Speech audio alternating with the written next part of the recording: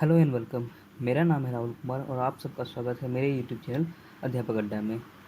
तो BPSC TRE 3 के लिए एचआरएमएस फॉर्म को भरना के लिए नोटिस आया हुआ है, जिसमें जो है एचआरएमएस फॉर्म को भरना बहुत ही आवश्यक है। जिसमें गाइडलाइंस दिया हुआ है कि एचआरएमएस फॉर्म को भरने के बाद जो है आप लोगों के वेतन भुगतान आदि में जो है प्रोसेस आगे को बढ़ा जाएगा। ठीक है, यदि आप एचआरएमएस फॉर्म को नहीं भरते हैं तो आपके वेतन आदि भुगतान में जो है प्रॉब्लम आ सकती है। ठीक है, तो मैं आज आपको एचआरएमएस फॉर्म भरने के फॉर्म भर के जो है आपको दिखाऊंगा कि कैसे कैसे एचआरएमएस फॉर्म भरा जाता है। ठीक है, चलिए स्टार्ट करते हैं। तो ये है एचआरएमएस का फॉर्म। ठीक है, जिसमें सबसे ऊपर में लिखा हुआ है प्रीफिक्स। प्रीफिक्स में आप जो है मिस्टर या मिसेस दे सकते हैं, एमआर या एमआरएस भर सकते हैं। ठीक है, उसके बाद है फर्स्ट नेम, मिडिल नेम और लास्ट नेम।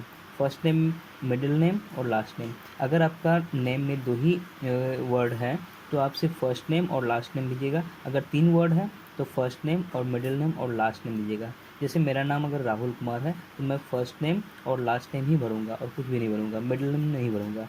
ठीक है, जेंडर में आप मेल और फीमेल भरिएगा। ठीक है, डेट ऑफ बर्थ आप में डेट ऑफ बर्थ भरिएगा। हाइट जो है आप सेंटीमीटर, फीट और इंच में दीजिएगा। तो सबसे बेटर रहता है आप जो है सेंटीमीटर में ही फिल कीजिए। ठीक है, फादर्स नेम यहाँ फिल कर दीजिएगा, मदर्स नेम फिल कीजिएगा और आइडेंटिफिकेशन मार्क जो है वो फिल कर दीजिएगा कि कहाँ पे आपका क्या आइडेंटिफिकेशन मार्क है। और मैरिटल स्टेटस में आप मैरिड और अनमेरिड लिख सकते हैं। अगर मैरिड लिखिएगा तो स्पाउस का नेम, यानी हस्बैंड है तो वाइफ का नाम, वाइफ है तो हस्बैंड का नाम आपको भरना होगा। और एक इम्पोर्टेंट बात ये है कि आपको सब कैपिटल में लिखना होगा। सारे के सारे जो फॉर्म जो भरने हैं वो कैपिटल लेटर में ही भरने हैं। ठीक है, और यहाँ पे आपको एक फ़ोटो को चिपकाना होगा। ठीक है, फ़ोटो पेस्ट कर दीजिएगा यहाँ पे। ठीक है, चलिए आगे बढ़ते हैं। आगे दिया हुआ है डिसेबिलिटी डिटेल्स इफ़ एप्लीकेबल। अगर आप डिसेबल्ड हैं यानी कि किसी तरह से दिव्यांग या विकलांग हैं तो आपको यह फॉर्म यहाँ पे जो है यस और नो का टिक करना है। अगर है तो यस करना है, अगर नहीं है तो नो करना है। अगर यस कीजिएगा तो यस में जो है टाइप ऑफ डिसेबिलिटी पूछा जाएगा और परसेंटेज ऑफ डिसेबिलिटी पूछा जाएगा। अगर नहीं है तो आपको कुछ भी नहीं फिल करना है। ठीक है, आगे है पर्सनल डिटेल। पर्सनल डिटेल में आपके बारे में जो है जो डिटेल्स हैं वो मांगा जा रहा है, जिसमें आप ब्लड ग्रुप दे सकते, ब्लड ग्रुप को देना होगा। ब्लड ग्रुप आपका क्या है, ओ पॉजिटिव है, ए पॉजिटिव है, ए बी है या ए बी नेगेटिव है, जो भी है वो आप यहाँ फिल कीजिएगा।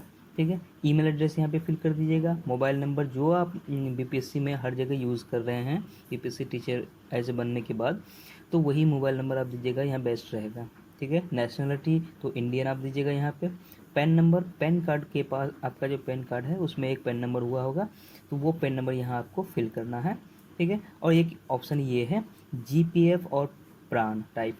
तो आपको आपके पास प्राण नंबर आया हुआ होगा तो आप जो है प्राण यहाँ न दीजिएगा। यहाँ लिखिएगा क्या, यहाँ आप बस प्राण लिख दीजिए, बस हो गया। यहाँ आधार नंबर दे दीजिएगा। और सोशल कैटेगरी, सोशल कैटेगरी में आप EBC, BC, SC, ST, general या यूआर जो भी हैं आप यहाँ फिल कर सकते हैं। ठीक है, आप जो है जिस जिस कैटेगरी से रिजल्ट आपका हुआ है वो उसको आप ध्यान में नहीं रखिएगा। हो सकता है कि आपका यूआर कैटेगरी से हुआ है तो आपको वो नहीं फिल करना है, आपका ओरिजिनल आपका जो कैटेगरी क्या है वो यहाँ पे फिल करना है। ठीक है, चलिए आगे हैं परमानेंट एड्रेस।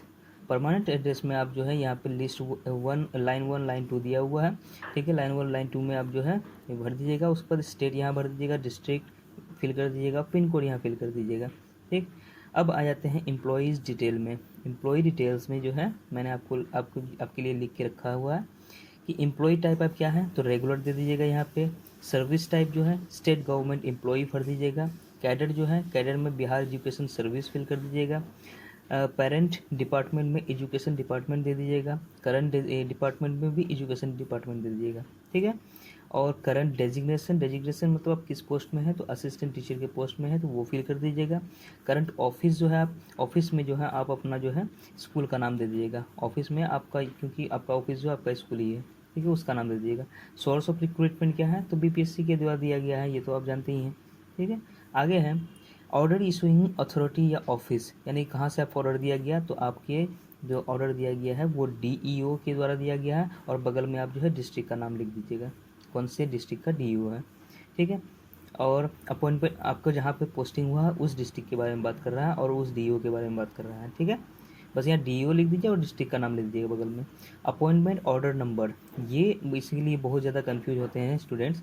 तो ये आपको जो है पदस्थापन पत्र का जो पत्रांक दिया हुआ है, जो बहुत लंबा सा होता है आपके लेफ्ट साइड में, तो वो आपको देना है, भरना है पूरा का पूरा। तो आपको छोटे छोटे लेटर में लिख देना है जिससे कि पूरा आ जाए, ठीक है।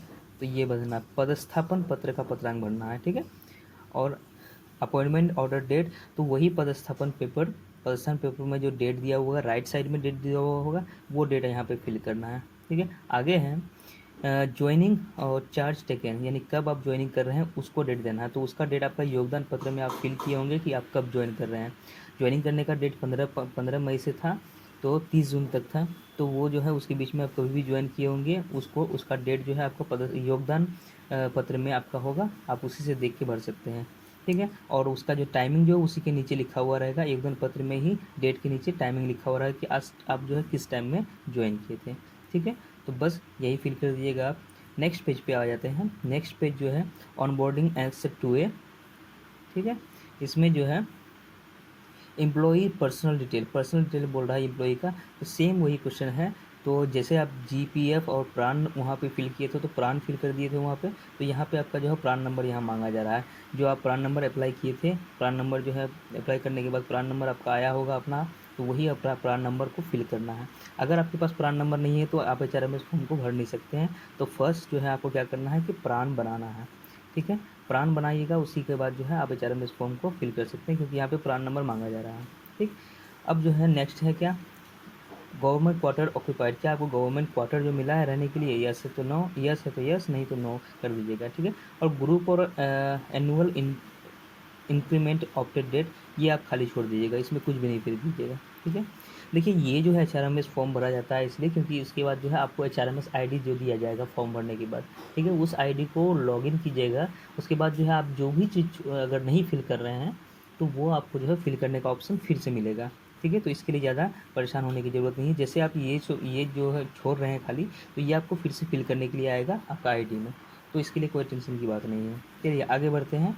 एड्रेस दिया हुआ है, एड्रेस करंट एड्रेस मांग रहा है। अगर आपका सेम ही करंट एड्रेस और परमानेंट एड्रेस दोनों सेम है तो आप जो है येस कर दीजिए यहाँ पे, नहीं तो नो अगर कीजिएगा तो दूसरा जो है एड्रेस जो आपका करंट एड्रेस है वो यहाँ पे फिल करना है, ठीक है। बस इतना सा है। जैसे मेरा जो है करंट एड्रेस और परमानेंट एड्रेस दोनों सेम है क्योंकि मैं घर से ही जा रहा हूँ, इसीलिए मैंने जो है येस कर दिया, बस हो गया, ठीक। अब जो है यहाँ पे दिया जाता है family member details, add member details, यानी कि किसी एक फैमिली मेम्बर को आपको जो है इसमें ऐड करना है। अगर आप चाहें तो ऐड कर सकते हैं, नहीं तो ऐड नहीं कर सकते हैं। एचआरएमएस आईडी बनने के बाद जो है वो ऑप्शन फिर से खुलेगा और आपको जो है वहाँ पे ऐड कर सकते हैं, ठीक है।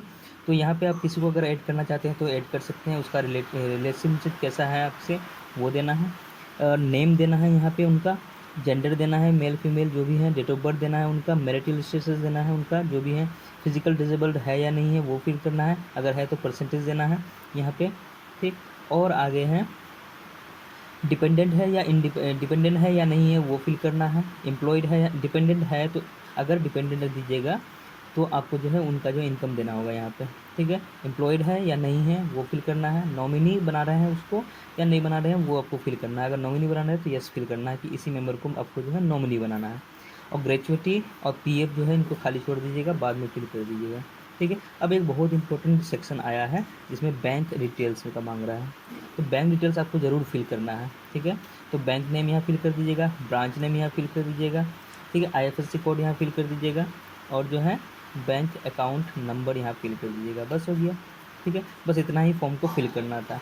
नेक्स्ट जो आगे जो है, नेक्स्ट आगे लिखा हुआ है ये कि पे entitlement for office use only, तो ये जो है ऑफिस के लिए यूज़ करने के लिए है, तो आपको इसको जो खाली छोड़ देना है, ऑफिस इसमें जो है जो भी होगा वो फिल करेगा, ठीक है।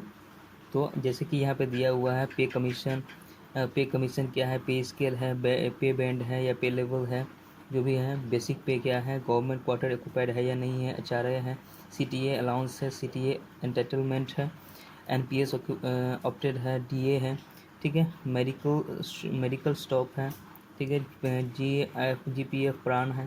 तो जो भी है वो जो है ऑफिस यूज़ के लिए आप छोड़ दीजिएगा। इनको आप जो है पूरा का पूरा जो है इनको आप पूरा जो है ये खाली छोड़ दिएगा, ठीक है। बस इसको आप फिल नहीं करना है। और नीचे जो है आपको जो है यहाँ पे अपना सुंदर सा हैंड राइटिंग से साइन कर देना है। जैसा आप सिग्नेचर करते हैं वैसा सिग्नेचर करके आपको जो है इसके साथ में जो है आपको जो है अटैच करना है डॉक्यूमेंट्स, कुछ डॉक्यूमेंट्स। जैसे आपका जो है इनके साथ में जो है आपको डॉक्यूमेंट्स ऐड करना है।